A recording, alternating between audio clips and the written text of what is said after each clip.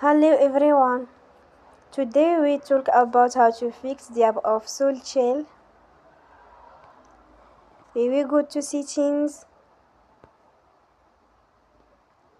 Then we click on apps. After that we search the app SoulChill and we click. They will on for stop.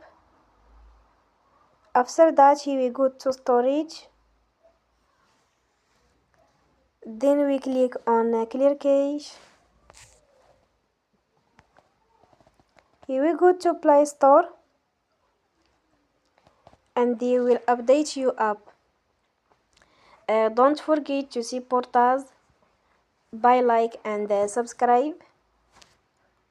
See you next time and thank you for watching.